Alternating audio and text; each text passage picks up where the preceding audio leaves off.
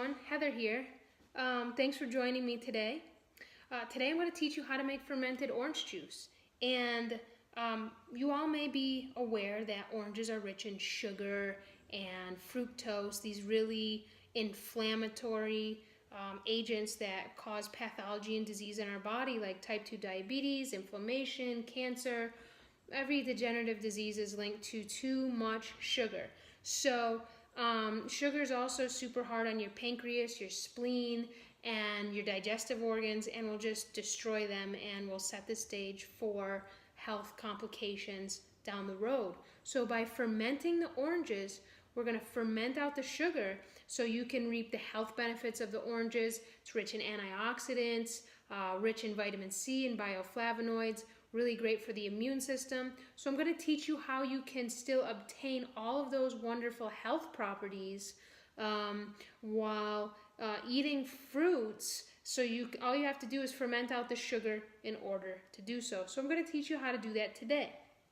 So to begin with, you need about 6 to 7 ripe oranges per quart or liter of orange juice that you're going to make. You're also going to need your coconut kefir, okay? This is an already made batch of coconut kefir, and for every quart or liter of orange juice you make, you're going to need 1/4 cup of this already made coconut kefir. And this kefir, you can watch a previous video where I teach you how to make this, but you're going to need a coconut kefir culture starter, a coconut kefir culture starter to make this. And if you need one of those, please feel free to reach out to me. You can contact me at ancestraldigestion.com and I can teach you how to do that. So you're also going to need a citrus juicer. Makes this process a whole lot easier. You can get it for like 29 bucks on Amazon. I'll post a link below for the one that I like. It's a Cuisinart stainless steel version, and it works really well, and it's so worth the investment for this juice. You're also going to need a glass or a Pyrex, a glass measuring cup. This is 2 cups, and what I like to do is I'll take my citrus juicer and I'll put the glass underneath this to catch the orange juices.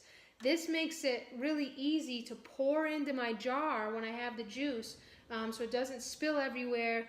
And the glass is really important to use because it'll make sure that the coconut kefir culture stays alive and doesn't get affected negatively in any way like it can with metals. So whenever you're fermenting anything and you're touching the culture starter, you want to use glass, plastic, or wood. You really want to avoid metal because it can change the way that the probiotics interact with each other. It can diminish their potency, so just keep that in mind.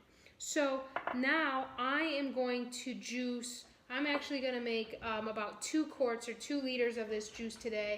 So I'm going to go to town juicing my oranges, and I'll be right back to show you the next steps.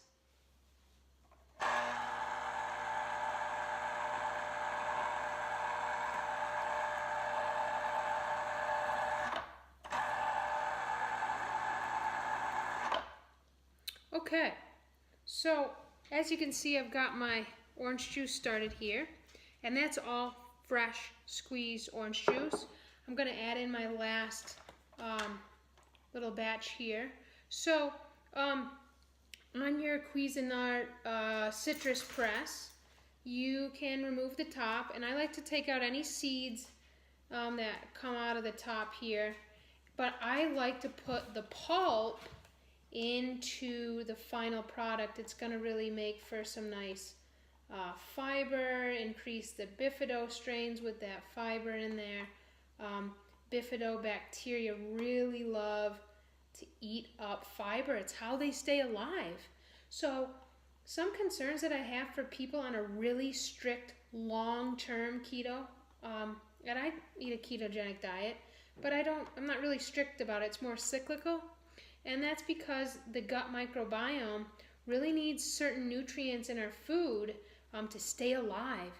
stuff like bifidobacteria that are really deficient on strict ketogenic diets. So this is one reason why I like to add the pulp here, to get some of those bifido strains fed.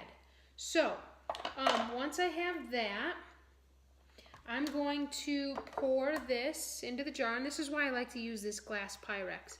Pours really nicely. And actually, before I pour the whole thing, I'm going to add the culture starter. So this, we're making 2 liters or quarts of orange juice. So we're going to add a half a cup. 1/4 cup per every quart or liter you make. So that's 1/4 and another 1/4 cup. Now, the orange juice really fizzes when it's done. So I'm actually even hesitant to add this much more in, because you'll open the jar when it's done and it'll fizz up.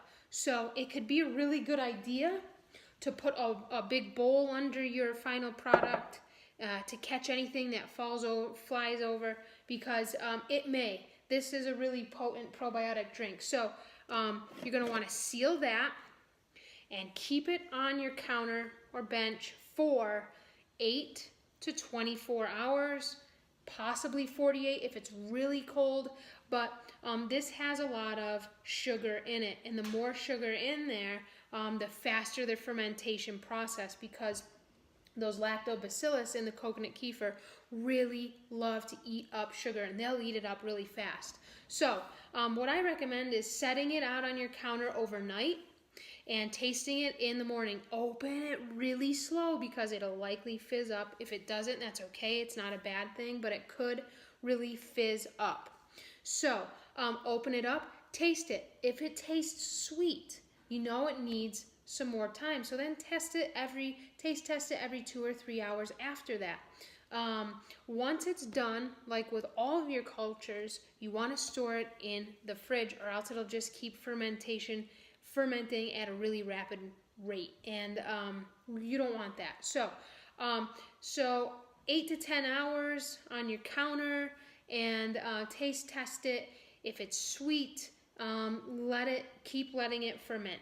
You want it to be a nice tangy, zippy flavor, and that's how you know it's done.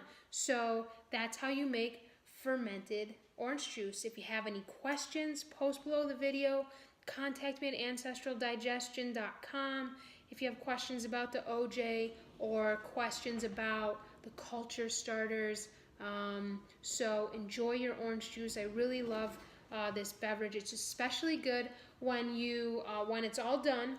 I like to drink this by pouring having a big cup, and pouring it half orange juice and half of my coconut kefir, and it makes for a really, really nice and tasty drink. So enjoy.